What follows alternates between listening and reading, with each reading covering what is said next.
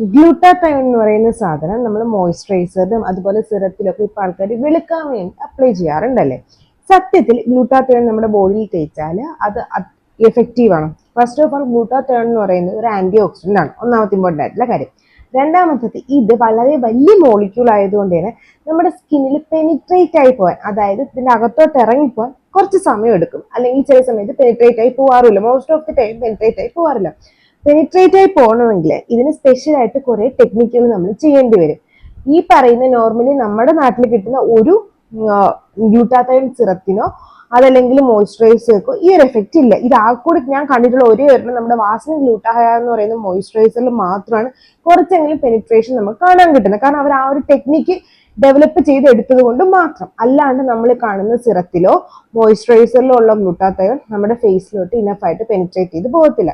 പിന്നെ glutathione medication ആയിട്ട് എടുക്കുന്നത്, ഇതിനോട് എനിക്ക് പറയാനുള്ളത് ഡോക്ടറിന്റെ അടുത്ത് പോയി കണ്ടിട്ട് അവരുടെ അഡ്വൈസ് എടുത്തിട്ട് ചെയ്യുക എന്നുള്ളതാണ്.